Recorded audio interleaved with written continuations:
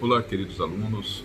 Hoje nós vamos falar sobre a aplicação da lei penal, fazendo abordagem sobre a lei penal no tempo, a lei penal no território, né? E fazendo tentando uma abordagem mais ampla, né?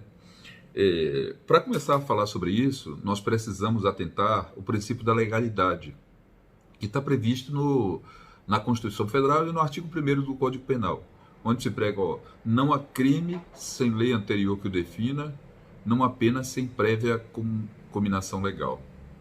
Esse dispositivo ele já traz outros dois princípios que devem ser observados, quais sejam o princípio da anterioridade, que prega que o indivíduo só pode ser penalizado se quando ele praticou a conduta, é, a lei já previa aquela conduta como crime. Tá? Então, se imagina que hoje eu cuspi no chão, amanhã o legislador coloca em vigor uma lei dizendo que é crime cuspir no chão, pelo princípio da anterioridade, eu não posso ser responsabilizado, tá? Porque minha conduta foi anterior à prática do crime, né? E um outro aspecto que tem que ser observado também, o princípio da legalidade, é o princípio da reserva legal. Pelo princípio da reserva legal, somente lei, um aspecto formal, lei, que pode instituir crime. Tá? Esse é um aspecto muito interessante. E a propósito da reserva legal, é interessante também fazer uma abordagem sobre a norma penal em branco. A norma penal em branco é uma norma em que a legislação penal não traz todos os requisitos para que nós tenhamos conhecimento do que está se tratando como crime. A norma penal, então, ela precisa de um complemento. E esse complemento, ele vai ser buscado em outra norma. Tá? Ele pode ser buscado em uma norma de igual nível, né? E aí nós chamamos norma penal em sentido amplo ou homogêneo, né? E o exemplo que se traz é a necessidade de se avistar com o Código Civil quando o dispositivo penal ele remete ao Código Civil. Por exemplo, o crime de impedimento ao casamento. Tá? O artigo 237 prevê lá o crime de se a pessoa casar conhecendo a existência de impedimento. Só que onde está descrito quando que o casamento é impedido de se realizar? Nós temos que olhar lá no Código Civil. O artigo 1521, ele descreve quais os impedimentos para se casar. Então, não basta a norma penal 237, eu tenho que olhar lá a norma civil também para fazer a apreciação completa desse crime. Nesse caso, como eu preciso me avistar com outra norma, nós chamamos de norma penal em branco. E nós temos também a norma penal em sentido heterogêneo, né? Nesse caso, heterogêneo em sentido estrito, né? E nesse caso, a norma que complementa a norma penal, ela não é uma lei, ela é um dispositivo normativo administrativo. Tá? E mesmo assim ela tem plena validade. Um exemplo é o crime do tráfico de drogas, né? Que a norma penal ela só descreve a conduta sem dizer qual é a droga que é ilícita. Né? Para nós chegarmos a essa conclusão, nós temos que ver a portaria da Anvisa. No caso específico, em vigor atualmente, é a portaria 344/98 da Anvisa. Então, para nós entendermos qual a droga ela é ilícita, nós temos que nos avistar com uma portaria administrativa. Né? Então, nesse caso, nós estamos falando em norma penal em branco, porque precisa de um complemento para se configurar. Né? Outro estudo interessante diz respeito da retroatividade da norma. É possível a norma penal retroagir? É preciso fazer uma abordagem um pouco mais profunda. Veja só, o artigo 2º do Código Penal descreve: ninguém pode ser punido por fato que lei posterior deixa de considerar crime, cessando em virtude dela a execução e os efeitos penais da sentença condenatória. Tá? uma lei penal mais benéfica, ela retroage, com base no que está disposto no artigo 2º. Ninguém pode ser punido por fato que lei posterior deixa de considerar crime. Então, se hoje uma determinada conduta era proibida, mas amanhã essa conduta já não é mais proibida, essa norma penal ela retroage. Veja que o artigo 1º ele prega que a norma penal não pode retroagir. Ou seja, se amanhã uma conduta ela passa a ser considerada crime, ela não pode ser abarcar como criminosa, responsabilizar pessoas que tinham praticado essa conduta anteriormente. Agora, se for o contrário, se hoje uma conduta é criminosa e amanhã a lei diz que ela não é mais criminosa, aí sim ela tem retroatividade. Então a norma penal, ela retroage apenas quando for para beneficiar o indivíduo. A propósito, o artigo 2º, o parágrafo único, fala assim, a lei posterior, que de qualquer modo favorecer ao gente, aplica seus fatos anteriores, ainda que decidido por sentença condenatória transitada em julgado. Então, todas as consequências penais, elas são revistas em favor do indivíduo. Só existe um limite. Se o indivíduo já tiver cumprido pena, ele foi condenado, já cumpriu a pena, aí não tem mais como retroceder. Mas se ele está sendo processado, aquele processamento ele deve ser obstado. Se ele está cumprindo pena, naquele momento ele tem que ser liberado. Tá? E com essa modificação, os efeitos penais por exemplo, da reincidência, eles são desconsiderados. Tá? Alcança, inclusive, a reincidência. É o que está bem claro. A lei posterior, que de qualquer modo favoreceu a gente, aplica-se aos fatos anteriores, ainda que decididos por sentença condenatória transitada em julgado. Perfeito? A lei penal, ela vige a partir da entrada em seu vigor. Tá? Então, ela normalmente coloca, olha, essa lei entra em vigor no prazo de 30 dias, essa lei entra em vigor a partir do dia tal. Se, eventualmente, for omissa em relação à entrada em vigor, aí nós temos que nos valer da legislação civil, que determina a entrada no Brasil, a lei entra em vigor, no prazo de 45 dias. Então, se na legislação penal, eventualmente, não constar qual o prazo para entrar em vigor, ela vai ser 45 dias no Brasil e 3 meses no exterior. Tá? E nesse período, entre a publicação da lei e a entrada em vigor, nós chamamos de vacatio legis. A vacatio legis, ela não regula, tá, a conduta que a lei vai ter previsão. Então, no período da vacatio legis, a lei ela é como se não existisse. Tá? E a lei criada, ela tem validade até que ela seja modificada. Tá? Ela pode ser modificada por outras, né? Ou modificada por eventual inutilidade dela, inutilidade material. Né? A propósito, a revogação total, a gente chama de abrogação, quando aquela lei inteira deixa de ter valor. Né? E nós chamamos de derrogação, quando ocorre a revogação apenas de parte daquela lei. Perfeito? Então, a lei penal, ela, pela natureza, ela somente retroage para fins de favorecer o agente. Tá? Então, se vier uma lei mais à frente em favor do indivíduo, ele abarca situações passadas. Tá? É interessante nós fazermos abordagem também em relação a essa irretroatividade da lei penal e retroatividade da lei penal mais benéfica, quando nós tratamos de lei ultrativa ou lei temporária, lei temporária e lei excepcional. A lei temporária é uma lei que ela é regulada para vigorar em determinado período. Então imagina que o legislador descreve que, por uma situação excepcional, determinado cuspir no chão nos meses de janeiro e fevereiro de 2020 passa a ser crime. Tá? Vamos imaginar uma criação absurda, né? E aí, depois, a lei temporária, ela tem vigor só naquele período. Depois daquele período não tem mais vigor.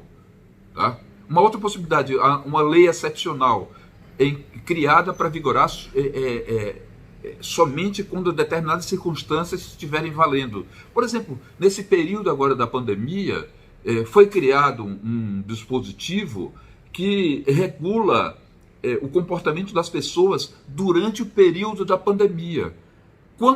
Essa é uma lei excepcional. Quando se encerrar o período da pandemia, essa lei ela não vai ter mais vigor. Mas veja só, tanto a lei temporária quanto a lei excepcional, depois que ela deixa de gerar efeitos, ela é ultraativa. Então, as condutas praticadas durante o período temporário ou durante aquele período excepcional, eles continuam tendo validade, mesmo quando a lei já não está mais em vigor. Tá? Se não fosse assim, a pessoa simplesmente descumpriria e esperava passar o tempo. Tá? Então, lei temporária e lei excepcional, ela tem ultraatividade. Por quê? Porque ela continua gerando efeito após o período de vigor delas. Em relação à lei penal no tempo, nós temos que fazer uma apreciação para ver quando é que o crime acontece. Em que momento que o crime acontece. Para isso nós temos 3 situações para verificar. Primeiro, a teoria da atividade. O crime acontece no momento da ação do indivíduo. É melhor dizer da conduta do indivíduo. Porque a conduta, ela engloba ação ou omissão. Nós sabemos que o crime ele pode ser praticado dessa forma, ou através da ação ou de omissão. Esses dois são denominados conduta. Então, pela teoria da atividade, o crime acontece no momento da conduta do agente. Tá?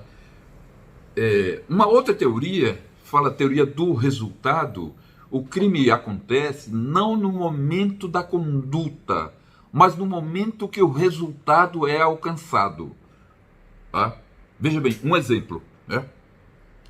Se nós utilizarmos a teoria da atividade, eu dou um tiro no indivíduo e esse indivíduo vai morrer 5 dias depois decorrente desse tiro.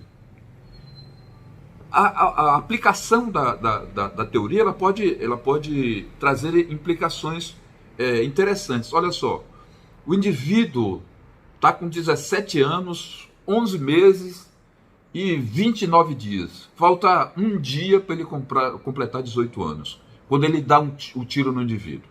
Tá? Se nós utilizarmos a teoria da atividade, no momento que ele praticou o crime, ele era menor.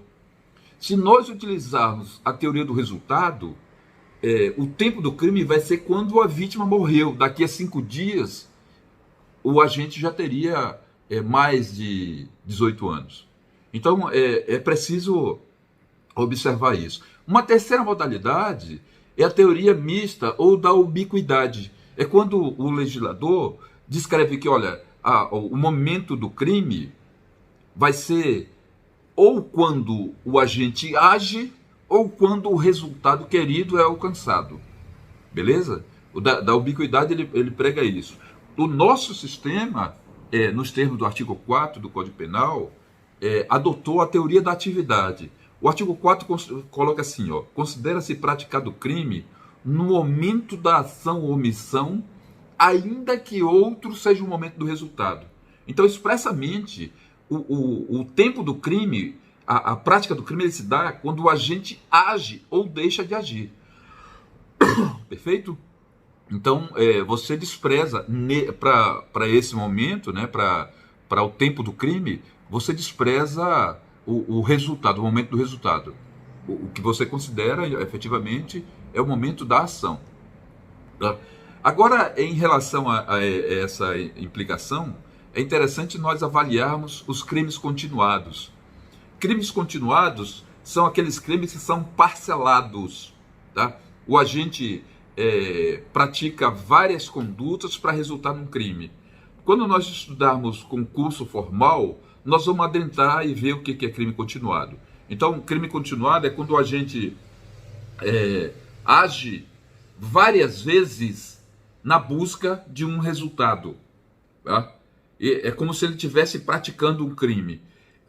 O crime permanente, ele é um pouquinho diferente. O crime permanente é um crime só. O crime continuado são vários crimes, que existe uma ficção para tratá-lo como se fosse crime único. O crime permanente é o crime que perdura no tempo, tá? Normalmente os crimes são instantâneos. Você dá o tiro, a pessoa morre, tá? O crime aconteceu naquele momento, é instantâneo. Agora, ele é permanente quando? Quando ele perdura no tempo. Exemplo, quando o indivíduo sequestra alguém, tá? E está com a pessoa sequestrada. Então, o crime está acontecendo durante o tempo que a pessoa estiver sequestrada, tá? O crime permanente, ele vigora dessa forma. Então, o tempo do crime continuado e do crime permanente é quando cessa a permanência ou cessa a continuidade. Então, imagina um menino de 17 anos e 11 meses, começa a praticar furtos. Ele pratica um furto, daqui a 10 dias pratica outro, daqui a 20 dias pratica outro. Veja, quando ele está praticando os furtos seguintes, ele já é maior de idade. Então, nesse caso do crime continuado, do crime permanente, o indivíduo vai ser responsabilizado por quê? Porque um dos crimes, o último dos crimes, ou a permanência do crime alcançou quando ele já era maior. A propósito, tem a súmula 711 do Supremo, eu pego o seguinte, ó: a lei penal mais grave aplica-se ao crime continuado ou ao crime permanente se a sua vigência é anterior à cessação da continuidade ou da permanência. Perfeito? Então nem se discute nesses casos, né? Nós falamos então que a lei penal, quando ela deixa de ser considerado crime, ela traz consequências, né? Essa lei penal que deixa de considerar crime, né, é denominada abolitio criminis, quando uma lei posterior deixa de considerar crime um fato anteriormente punido. É o caso do adultério. O adultério, até 2008, quando houve a reforma na legislação sexual, era um crime, tá? Depois, com a reforma, deixou de ser considerado crime. Então, se a pessoa estava respondendo ao processo, tem que ser desconsiderado. Se a pessoa estava cumprindo pena, tem que ser parado naquele momento, né? Uma discussão interessante é acerca dos efeitos civis no abolitio criminis. Então imagina, veja só, a sentença condenatória penal, ela traz como efeito imediato um título executivo para a vítima do cível, tá? Aí pergunta-se, se a pessoa foi condenada por um processo penal, por um crime, e depois esse crime ele é desconsiderado, ele vai ter reflexo no título executivo do cível? Não. Porque o título executivo do cível, ele tem valor, não é meramente pela condenação, é porque a condenação, ela advém de certeza, tá? Então, para o indivíduo ser condenado por adultério, por exemplo, é preciso que tenha certeza que ele praticou aquele fato, tá? E essa certeza, ela não é desconsiderada quando esse crime deixa de ser apenado. A abolitio criminis não afasta a certeza daquela condenação, tá? Então, por isso, o abolitio criminis, ele não interfere nas consequências cíveis, tá?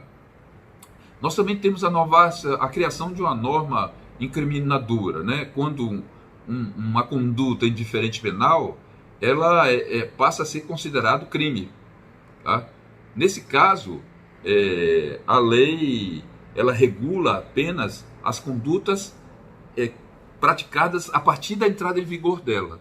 Tá? Não se considera crime, não alcança condutas anteriores. Né? Uma possibilidade que é interessante de se abordar é quando a nova lei ela não cria um crime, mas ela piora a situação das pessoas que praticaram aquele crime. Por exemplo, nós tivemos recente a mudança no Código Penal, estabelecendo uma causa de aumento de pena para quem pratica crime usando arma. Tá? Então, o crime continua existindo, o uso de arma continua existindo, mas a apreciação ela deve ser naquele período, a daquele período anterior. Então, veja só, até 2018, portar arma aumentava a pena em 1/3.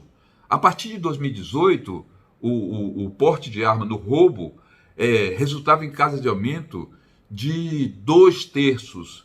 Essa causa de aumento, essa novatio legis impeius, ela só tem vigor a partir de então. A partir de maio de 2018, quem usa arma passaria a ter a causa de aumento aplicada no caso de roubo. Os crimes anteriores, eles são regulados pela lei anterior, exceto quando essa modificação ela traz melhoria. A novatio legis in melius, quando a nova lei, sem excluir a incriminação, dá ao infrator tratamento mais brando, mais benéfico. No Código Penal nós também temos essa mesma no roubo, nós também temos esse mesmo exemplo. A mudança, ela, veja só, como eu falava anteriormente, o crime de roubo dizia, olha, o uso de arma tem causa de aumento de 1/3 até metade. Tá? Depois o legislador ele tornou inválido esse dispositivo e criou dizendo que o uso de arma de fogo teria um aumento de 2/3. Tá? Nesse caso, quem anteriormente tinha sido condenado pelo uso de uma arma branca teve o aumento de 1/3. Quando o legislador modificou, agravando a pena para quem praticasse o crime a partir de então, usando arma de fogo, ele disse, olha, a faca deixou, o uso da arma branca deixou de ser considerado caso de aumento. Naquela oportunidade, todas as pessoas que estavam respondendo por roubo agravado pelo uso de arma, faca, esse aumento ele deveria ser retirado. Foi retirado. Tá? O contexto da novatio legis impeius e da novatio legis in melius. Tá? Uma dificuldade que nós encontramos é acerca da possibilidade de conjugar leis. Imagina que uma lei anterior, a existência de uma lei anterior, que parte dela era benéfica, e o surgimento de uma lei posterior, que parte é mal em relação prejudicial ao indivíduo e parte dela é benéfica. A questão é possível o julgador pegar apenas a parte boa da lei anterior e a parte boa da lei atual? A doutrina dominante diz que não. Tá? O Supremo, inclusive, ele fala que isso, olha, a mescla ou a combinação de leis é como o juiz criasse uma terceira lei. E essa atribuição da criação de lei é do poder legislativo. Então não é cabível o juiz fazer a conjugação de duas leis para encontrar qual a solução mais adequada. O Damásio de Jesus, ele traz uma sustentação em sentido diverso. Ele fala que o juiz pode fazer apreciação de várias leis para fim de verificar qual a mais adequada para aquele caso em avaliação. Ele chama isso um movimento dentro do campo de integração. E Damásio entende que esse movimento é possível. Só que essa corrente minoritária, né, inclusive a súmula 501 do STJ, na parte final, ele veda expressamente a combinação de leis. Tá? Súmula 501 do STJ. A contagem do prazo penal, ele inclui, nos termos do artigo 10, o dia do início. Então, se a conduta foi praticada, olha só, às 23 horas de um dia, né? E que no dia seguinte o indivíduo ia completar 18 anos, o prazo, quando ele praticou o fato, ele ainda não era maior. Tá? Porque é computado o dia do início, ele começa no momento, naquele dia que o ato foi praticado. Tá? A contagem no prazo, ela começa daquele dia e exclui o dia do vencimento. Então, o prazo o prazo mensal no processo penal iniciou dia 27, ele vai ter vencimento no dia 26 do mês seguinte, tá? Porque conta o dia de início. No processo penal é o inverso. No processo penal, você despreza o dia do início e inclui o dia do final. Então, imaginemos que hoje, dia 27, foi dado o prazo de um mês, o vencimento vai ser no dia 28 de abril, mês seguinte. Tá? O lugar do crime. O lugar do crime, também aqui nós vamos fazer aquela abordagem sobre a teoria da atividade, do resultado ou da ubiquidade. O lugar do crime, o artigo 6 do Código Penal prevê o seguinte, considera-se praticado o crime no lugar em que ocorreu a ação ou omissão, no todo ou em parte, bem como onde se produziu ou deveria produzir-se o resultado. Lembre, a teoria da atividade prega que o lugar da ação, o lugar do crime é o lugar da conduta, tá? Ainda que o resultado tenha acontecido em outro lugar. A teoria do resultado diz, olha, você despreza o lugar da conduta, o lugar do crime vai ser somente aonde o resultado acontecer. E a teoria mista, ou da ubiquidade, ele prega que é lugar do crime tanto aonde foi realizada a conduta, quanto onde foi alcançado o resultado. Olha o que diz o artigo 6º. Considera-se praticado o crime no lugar em que aconteceu a ação ou omissão, no lugar da conduta, bem como no lugar onde se produziu ou deveria produzir o resultado. Então, claramente, o legislador optou pela teoria da ubiquidade. Tá? O lugar do crime vai ser determinado pela ação ou pelo resultado. Isso é importante, por exemplo, para definir se o crime aconteceu aqui ou na Bolívia, por exemplo. O cara dá um tiro no indivíduo em Guajará-Mirim e a vítima foge e morre na Bolívia. Tá? A legislação brasileira pode pegar. Por quê? Porque usou a teoria da ubiquidade, né? O lugar do crime foi tanto aqui onde foi praticado, quanto lá onde aconteceu o resultado. Se a teoria utilizada fosse diferente, ia depender, né? Imagina que a legislação brasileira, o legislador, optasse pela teoria do resultado. Nesse caso, o cara dá um tiro na vítima aqui em Guajará, mas a vítima morre na Bolívia. Então, o lugar do crime seria na Bolívia, nós não teríamos, em princípio, competência para apreciar. Tá? Por quê? Porque teria sido adotada uma teoria diferente, né? Mas a nossa teoria da ubiquidade, ele prega os dois lugares. É interessante falar nisso, porque a legislação, o Código de Processo Penal, quando vai fixar a competência, ele diz que competente é o lugar aonde aconteceu o resultado. Competente para apreciar aquele processo é o lugar onde aconteceu o resultado, e não onde a ação foi realizada, né? É claro que nós vamos, essa é a teoria, mas nós vamos encontrar excepcionalidades, né?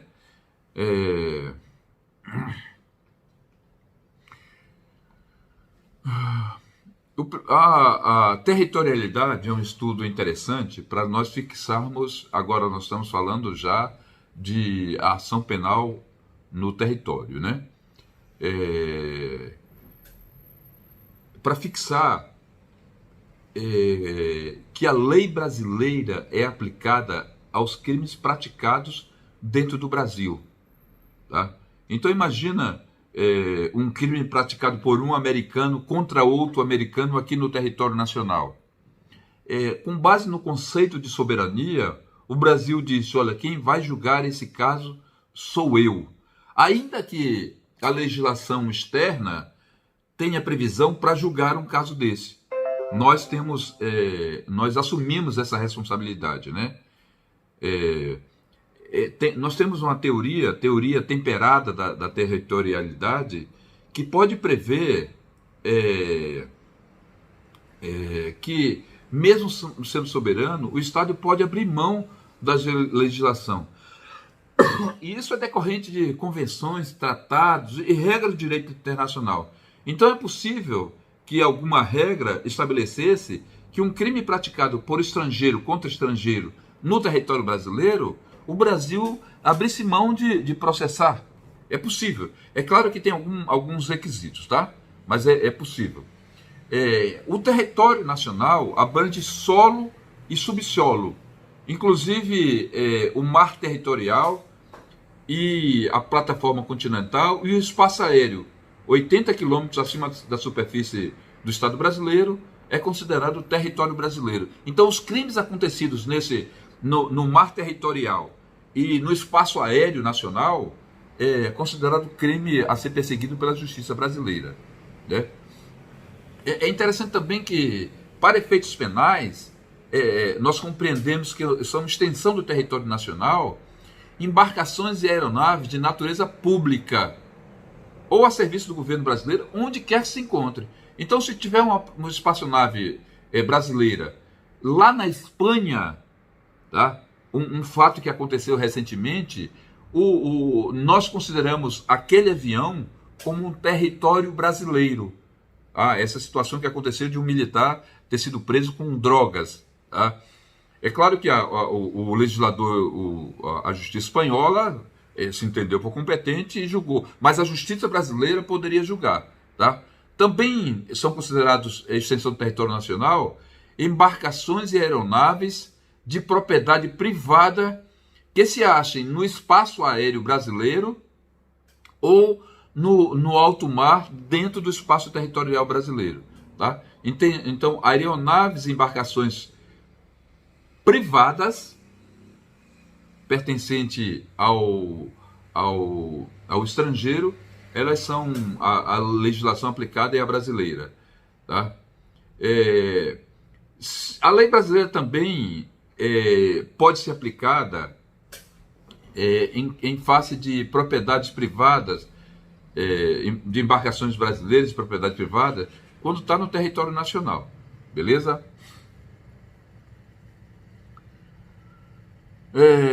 A extraterritorialidade é quando nós passamos a considerar apuração de fatos acontecidos fora do território brasileiro. Pune-se o agente se ele for brasileiro em crime praticado fora do nosso território, em caso de genocídio. Tá? Normalmente, quando o crime é praticado fora do nosso território, e não seja aquele caso de extensão do território nacional, a competência para apreciar é da justiça estrangeira. Então, veja só, o indivíduo que praticou um homicídio lá na Tailândia, a competência para julgar o fato é da justiça tailandesa. Tá? Agora, se for crime de genocídio, o Brasil se arvora da competência de julgar, apesar de esse fato ter sido praticado fora do território nacional. Tá? Também, pelo princípio da universalidade, o Brasil pune os crimes que justificou, que houve tratado ou convenção que o Brasil se obrigou a reprimir, mesmo que praticado fora do país. Então, se o fato foi acontecido, vamos imaginar que o Brasil tem um tratado de tráfico de drogas, para punir o tráfico de drogas praticado fora do país. Então, se o país onde o indivíduo... Imagina que o Cássio, Décio, praticou um crime de tráfico de drogas lá na Alemanha, e na Alemanha não existe a penalização por tráfico de drogas. Mas o Brasil se obrigou a reprimir esse crime, o indivíduo foge para cá, aqui ele vai ser perseguido. Tá? Outro, que trata da extraterritorialidade, é o princípio da representação. Os crimes praticados dentro de aeronaves ou embarcações brasileiras, mercantes ou de propriedade privadas, no território estrangeiro e não tenham sido lá julgados, eles podem ser, essa conduta pode ser apreciada pela justiça brasileira. Beleza? E como se dá a eficácia da sentença penal estrangeira? Tá? O indivíduo é condenado lá nos Estados Unidos por um crime praticado lá, e o governo americano é um brasileiro e veio para o país, e o governo americano quer que esse crime, que ele seja penalizado pelo crime. Nesse caso, sendo brasileiro nato, ele não pode ser mandado para lá. Ele teria que cumprir a pena aqui. Tá? E aí, nessa situação, é preciso que o STJ faça um juízo que a gente chama de juízo de delibação. Tá?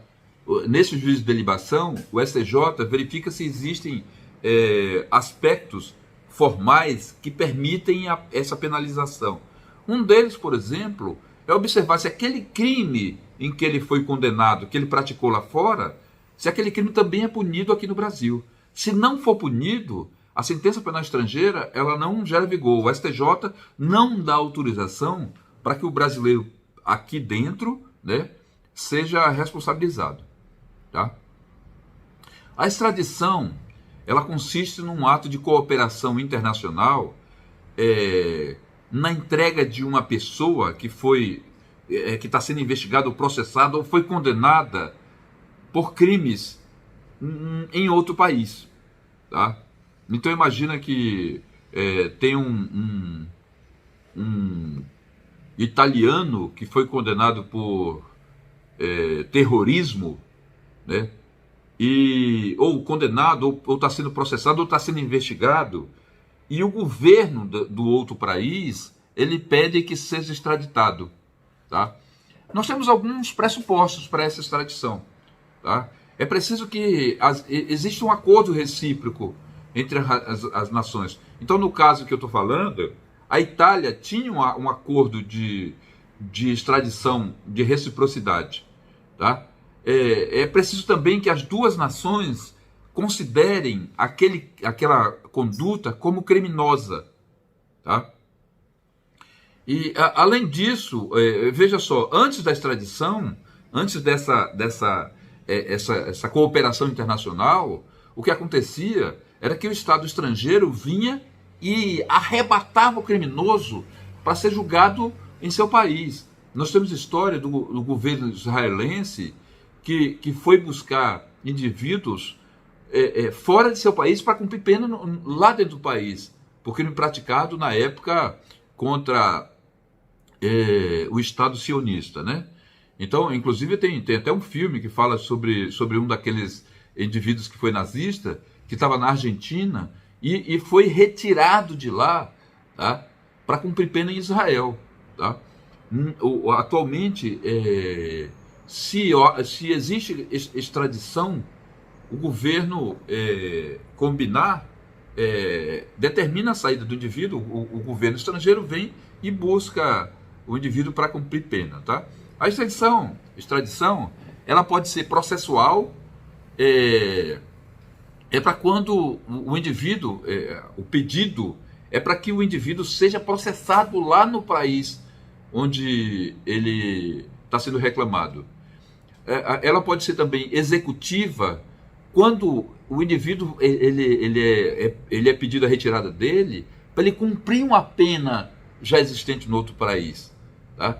A extradição ela pode ser convencional quando ele se apoia em tratados, quando as duas nações elas já têm um acordo de extradição mútua. Tá? Mas ela pode ser também extraconvencional, quando a base dessa extradição não existe um tratado, mas existe uma promessa de reciprocidade. Tá? Ou até mesmo através de uma cortesia. Né? Não existe o tratado prévio, mas existe um costume de se proceder dessa forma. Tá? Nós chamamos essa modalidade de extradição extraconvencional.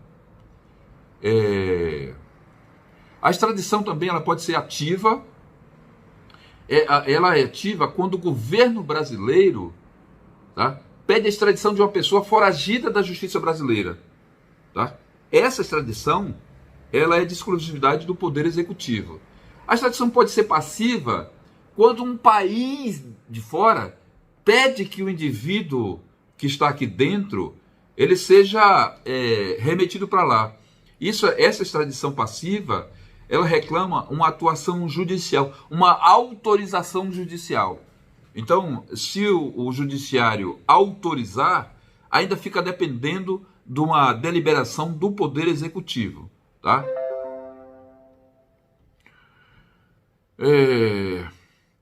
O brasileiro nato, ele, em hipótese nenhuma, o brasileiro nascido no território, em hipótese nenhuma, ele pode ser extraditado. Tá? Então, se um brasileiro praticar um crime no estrangeiro, voltar para o Brasil, o governo brasileiro não pode mandá-lo para o outro país, não pode extraditá-lo. O brasileiro nascido aqui, existe uma vedação absoluta. Né? Já o brasileiro naturalizado, ele pode ser extraditado quando a infração foi cometida antes da aquisição de nacionalidade. Tá? E se existe uma questão de dupla nacionalidade, se a nacionalidade originária for brasileira, ela é inviável. Beleza?